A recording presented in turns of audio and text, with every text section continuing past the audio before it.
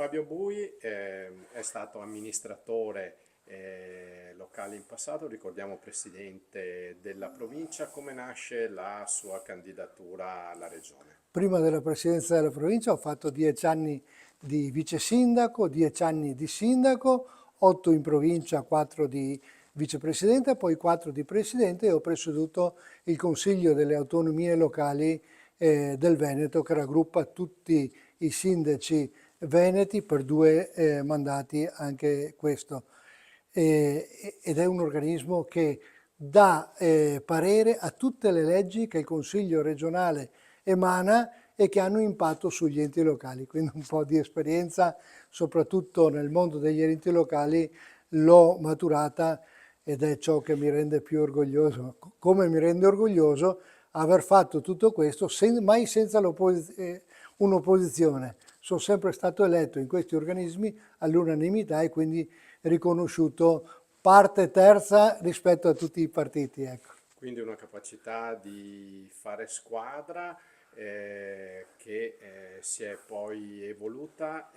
Candidatura in regione perché Una dicevamo? capacità di fare squadra ma anche di rimanere legato ai problemi del territorio e non alle strategie di partito. Guardate che oggi da un amministratore si chiede risposte al territorio, non risposte ai partiti di riferimento. La candidatura alla presidenza del Veneto è una richiesta nata da questo movimento nuovo, è un anno che noi abbiamo costituito questo movimento che non è nulla di nuovo nell'idea, perché esiste per esempio la CDU bavarese, esiste la Volkspartei in Trentino, esiste l'Unione Valdôtaine in Valle d'Aosta e sono movimenti territoriali legati al territorio per difendere quel territorio, al di là dei partiti, ma legati al territorio. Poi si tratta anche con i partiti, però a noi serve difendere questo territorio e questo Veneto e gli interessi dei veneti.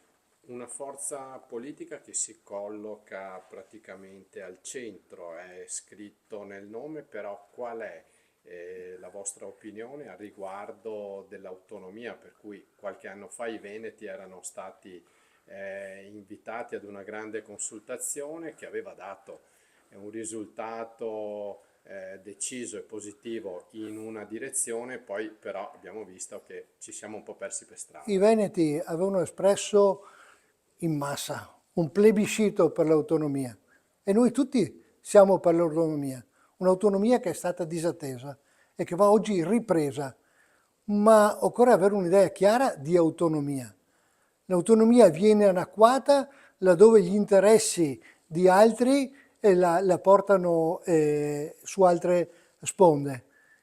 L'autonomia aveva successo se parlavamo veneto, se rimanevamo legati al Veneto, eppure poi l'abbiamo annacquata per logiche nazionali.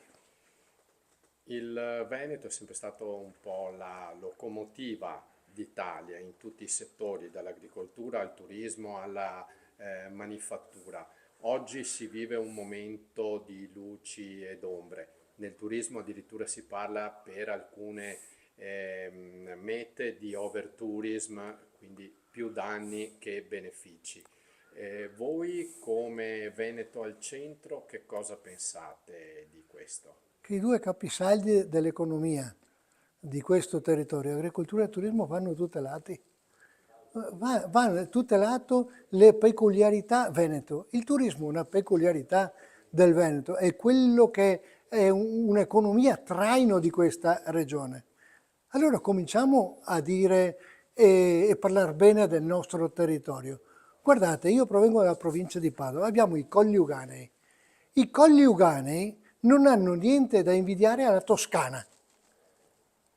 Eppure parliamo della Toscana e non parliamo di quello che abbiamo in casa. Cominciamo a far sistema di quello che c'è, di quello che abbiamo e cominciamo a venderlo. In Francia una pozzanghera la fanno diventare il lago di Garda. Noi abbiamo il lago di Garda e non ne parliamo, lo facciamo diventare una pozzanghera. Cominciamo a parlare bene di noi. Noi siamo in grado di esprimere le migliori qualità dal punto di vista turistico e dal punto di vista agricolo. Allora cominciamo a volerci bene e anche i nostri politici oggi comincino a difendere quello che c'è senza guardare sempre fuori dalla porta di casa.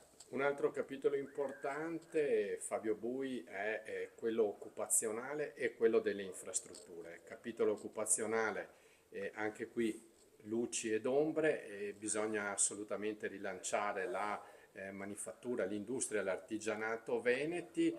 Per fare questo credo servano anche le infrastrutture. Si è investito per quanto riguarda le infrastrutture ferroviarie, però sulle infrastrutture stradali, poi parliamo proprio di Padova, c'è un grande buco nero verso nord che è la statale del Santo che lei conosce bene. Ma qual è lo sviluppo che vogliamo dare al Veneto? Quello che guarda est-ovest verso la Lombardia o verso il Piemonte o quello che guarda verso l'Europa? Guardate che il nostro prodotto, per essere competitivo, deve guardare ai mercati europei. È su questo che noi dobbiamo concentrarci. Allora vi dico subito una cosa. Abbiamo la pedemontana, tutti criticano la pedemontana. Errori, sì, ne sono stati fatti, ma c'è, non possiamo oggi negare che c'è. Allora la pedemontana dovrebbe collegare questo territorio con il nord e quindi verso l'Europa. Colleghiamo quindi Padova e colleghiamo questo territorio provinciale, io oggi parlo per Padova, ma potrei parlare anche degli altri territori di questa regione con l'allargamento di quella benedetta 308. Da anni ne parliamo, da anni ne parliamo. Ad ogni elezione qualcuno dice che verrà fatta e poi non si mettono i soldi. Subito i soldi per la progettazione della 308 e il collegamento con la Pedemontana e la nuova Valsugana. Sono temi questi che garantiscono la competitività e quindi anche l'occupazione nel nostro territorio. Le nostre imprese oggi hanno un prodotto che perde di competitività nel cancello della fabbrica, perché quando devono scendere in strada i loro prodotti ovviamente si perdono un meandro di problemi, code, chilometri in più. Allora mettiamo infrastrutture stradali che siano performanti rispetto alla competitività del prodotto che guarda i mercati europei. Capitolo finale che lei conosce altrettanto bene, la sanità. Il Veneto è comunque un'eccellenza perché vengono parecchi pazienti da fuori regione a farsi curare, però soffre insomma di alcuni problemi che si evidenziano anche a livello nazionale. Che cosa si può fare a livello regionale? Occorre distinguere, sul sanitario siamo i migliori per professionisti, migliori per attrezzature. Quando abbiamo un problema di acuzie sanitaria, nessuno ci batte, i migliori al mondo. C'è il sociale.